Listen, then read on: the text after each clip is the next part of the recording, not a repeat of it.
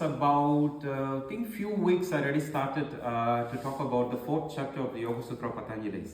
And in the fourth chapter, Patanjali is talking how we can extending our momentary liberations.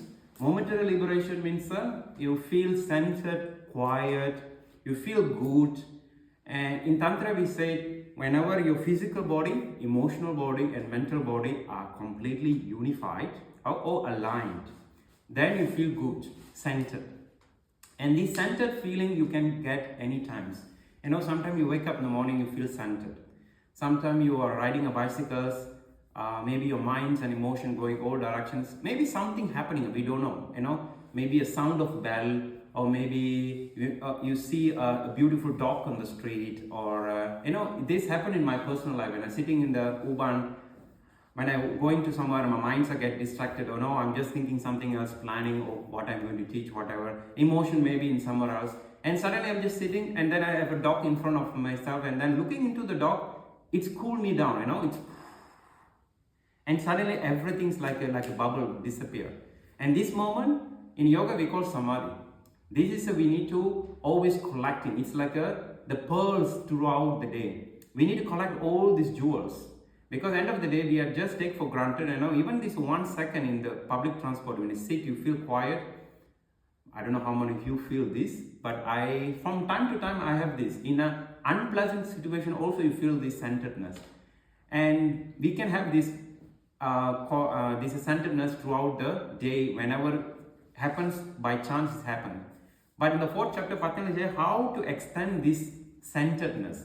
That's why we do practice yoga. Why we do the sadhana? Because we want to extending these qualities throughout the day, maybe throughout the week, maybe throughout the year. We don't know how long we can sustain these qualities, but throughout the year, even it's too much. Even to sustain one day is a big task. 24 hours, stay quiet, centered and calm.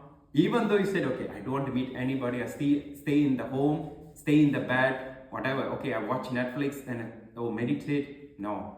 Always we have to get distracted.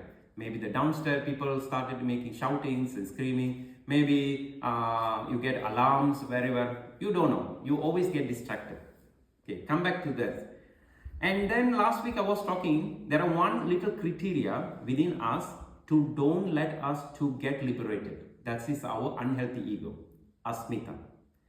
And last week I was saying that there are 3 possibilities to recognize how the asmita ruling ourselves. One is all the actions we're doing fall into category of the white. That means it's attachments. Any actions you fall towards that. That means you attract it too much. The second category we call black category, Krishna. Krishnam category means your aversion, something you doesn't want. So white and black, it's something you attach, it's white. Something you aversions, that is a black. And the third category is somewhere in between. Somewhere in between is a mixture, the gray one, perfect Berlin.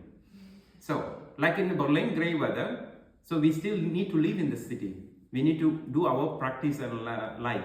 We don't say that, no, Berlins are gray, so I don't want to do anything. I'm just put 1,000 light bulb in my flat and then I'm stay there. No, it's not practical at all.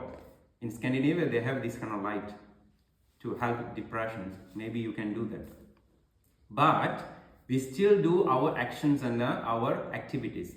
This third one is a little bit tricky because I think almost 80% or 70 to 80% of our life, we are always in the mixture, which doesn't make our realize we are struggling between attachment and aversion.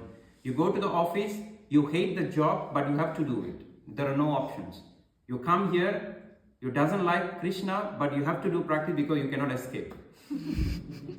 Things like that. Condition make you stay there, but you have to do it. You're forceful, you have to do it. Something like both conditions exist.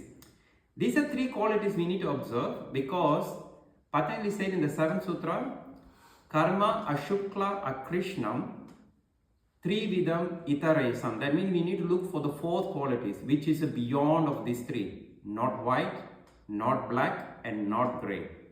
The 4th quality is the most difficult because it's like a bindu. Bindu means like little dots.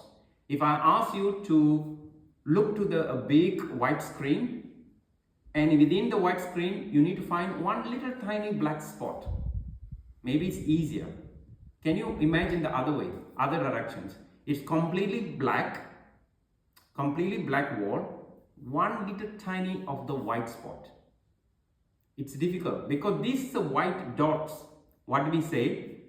In the yin and yang symbol, they have that. If you know the yin and yang, within the black area, they have white dots. Within the white, they have black dots. This is our key, because when you go through that key, then you get this healthy ego, what we call ahamkara. Ahamkara is when we can access to the unconditionally, we can access to our life. That means we are not conditioned. Okay, I will condition, then I will be happy. No. This unconditioned state, whatever happens, you find for you, you don't get disturbed. It's in the foundations you feel stable. Here, deep inside yourself, it's stable. Anything happens surrounding yourself, you get some bad news or messages or email or people screaming to you, you're still okay. Maybe you get tiny disturbances like a few seconds, but then you come quiet easily. Why? Because this is the way we are dealing from the prefrontal cortex. And for today's practice, I want to go further about this, discovering these first three qualities, because remember, to discover the fourth quality is difficult. You can't just like that, you discover this, the quality. First, we need to find these first three qualities. Recognize the white, recognize the black, recognize the gray as an action of your unhealthy ego, the asmita. You need to recognize, I have this attachment. When I walk on the street, I see the a cafe, they're selling a lot of cheesecake. Then attraction comes. This desire comes. That is the ego. You recognize that moment. You go, look for the cake, satisfying your senses, but don't buy it. At the same time, you have some condition. You hate the conditions. Instead of escaping that from the conditions, let's say that one of the example I gave, okay, you go to the U-Bahn, you're sitting and some obdachloser, sitting next to you, and really unbearable smell. Everybody experiences in Berlin, it's very typical. I can see that sometimes people are escaping, next stop come, they go out to the next. But I just take sometimes also this moment to practice. I know these unbearable conditions, I just try to stay there and try to dealing with myself. Okay, he also human, like me. He don't have a privilege like what I have privilege. Maybe I have a house, I can take shower, I have all the possibilities to stay, maybe smell good, but he don't have that privilege. That's why he smell like that. This kind of a contemplation, this is the white dots you're looking for. This the within the black, you're finding the white. It's unpleasant, but you are contemplating what towards something positive, because he's human. He's not dog. Even dog you can tolerate. The dog smell you can tolerate at home because he's a human. Doesn't matter he's a drunk or in the drugs. It's his issue. But when it comes to us, we need to have this a little compassionate. This is a compassion, unconditional love and unconditional compassion. This all tricky because we always need to cultivate. This is the finding these little dots. And then you come to this state where you can open up your practice. Okay? For today's practice, I want to look towards these tiny dots. Tiny dots. If anything unpleasant, look for the good things within this unpleasantness. Or if you feel good, something fantastic, this practice make you feel happy, look for the black dots. If something like it make you feel happy, be aware. They always have something else there. Look for the drop. Like eating a cake. You can eat a cake, then you can attach to the cheesecake, and then you will eat second cake, third cake, fourth cake, and you never leave the cafe. You will stay rest of the month in the cafe eating only the cakes. Because this is a sugar addiction. We know everybody have sugar addictions, and this sugar addiction we never realize in our daily life because we eat so much sugar.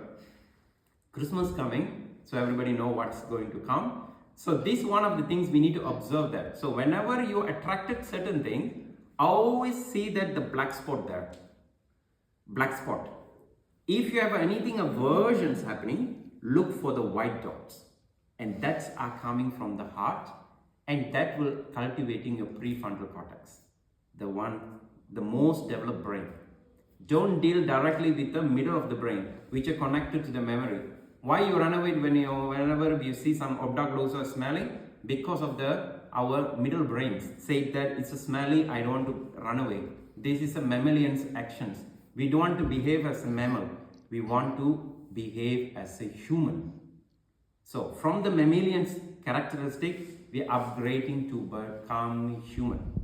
How? Look for the dots. Okay? Keep analyzing in the practice. Good? So anybody pregnant here? No. Let me start the practice. Okay. We can take the block